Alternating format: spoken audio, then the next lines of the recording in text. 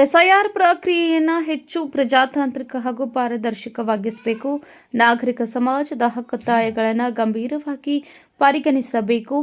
ರಾಜ್ಯ ಚುನಾವಣಾ ಆಯೋಗ ಸ್ಪಷ್ಟ ಉತ್ತರ ನೀಡಬೇಕು ಎಂದು ಆಗ್ರಹಿಸಿ ಎಸ್ಐಆರ್ ವಿರೋಧಿ ಜಾತ್ಯತೀತ ಪಕ್ಷಗಳ ಮುಖಂಡರು ಮಂಗಳವಾರ ಪ್ರತಿಭಟನೆ ನಡೆಸಿದರು.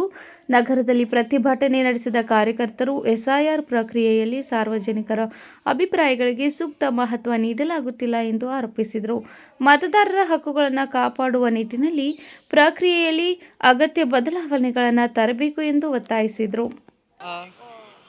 ಇವತ್ತು ನಾವು ಎಲ್ಲ ಪ್ರಗತಿಪರ ಸಂಘಟನೆಗಳು ಎಸ್ಐಆರ್ ವಿರೋಧಿ ಜಾತ್ಯತೀತ ಪಕ್ಷಗಳ ಜನಪರ ಒಕ್ಕೂಟದ ಪರವಾಗಿ ನಾವೆಲ್ಲ ಇಲ್ಲಿ ಸೇರಿದ ಉದ್ದೇಶ ಏನಂದರೆ, ಈಗ ನಾವು ಮೇ 20ನೇ ತಾರೀಕು ಆಲ್ರೆಡಿ ನಾವು ಪತ್ರಗಳನ್ನ ಕೊಟ್ಟಿದ್ದೀವಿ, ಹಕ್ಕೊತ್ತಾಯ ಪತ್ರಗಳನ್ನು ಕೊಟ್ಟಿದ್ದೀವಿ ಎಸ್ಐಆರ್ ಬಗ್ಗೆ, ಸ್ಪೆಷಲ್ ಇಂಟೆನ್ಸಿವ್ ರಿವಿಷನ್ ಏನಿದೆಯಲ್ಲ, ಸೊ ಇದ್ರ ಬಗ್ಗೆ.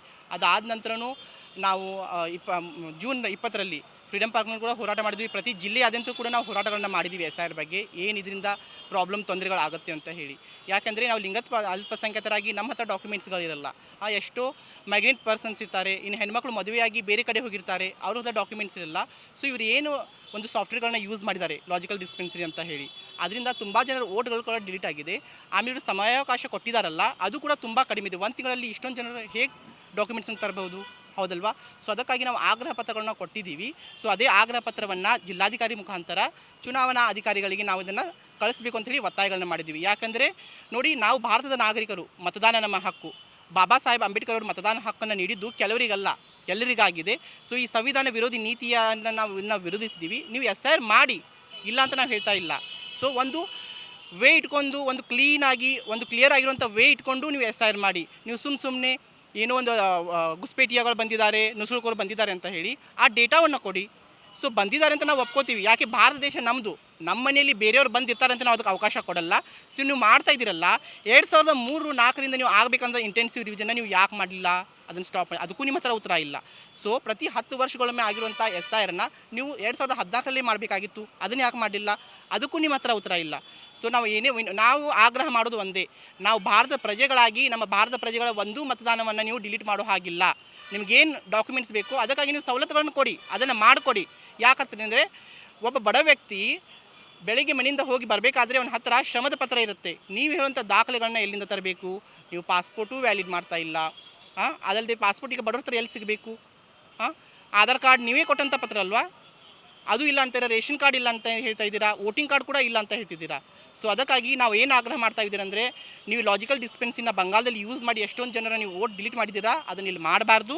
ಅದೇ ರೀತಿ ನೀವೇನಾದರೂ ಮಾಡಿದರೆ ಭಾರತ ಪ್ರಜೆಯ ಒಂದು ಮತದಾನದ ಹಕ್ಕನ್ನು ನೀವು ಕಸ್ಕೊಂಡ್ರೆ ನಾವು ಇಡೀ ಕರ್ನಾಟಕ ರಾಜ್ಯದಂತ ನಾವು ಜನಾಂದೋಲನ ಮಾಡಬೇಕಾಗತ್ತೆ, ಪ್ರತಿಭಟನೆ ಮಾಡಬೇಕಾಗತ್ತೆ ಅಂತೇಳಿ ನಾವು ಇದರ ಮುಖಾಂತರ ನಾವು ನಿಮಗೆ ಎಚ್ಚರಿಸ್ತಾ ಇದ್ದೀವಿ.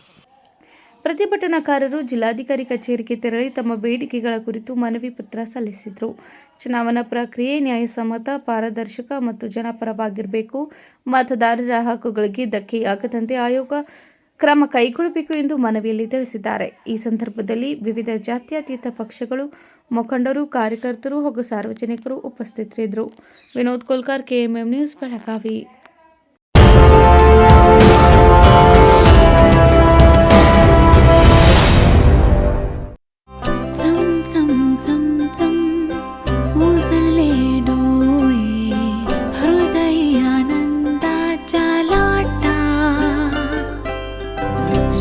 क्षण आले क्षण प्रेमळ है रेशमात गुंफून सोनेरी. BS Channabasappa and Sons, The Textile Mall, Tilakwadi, Belagavi.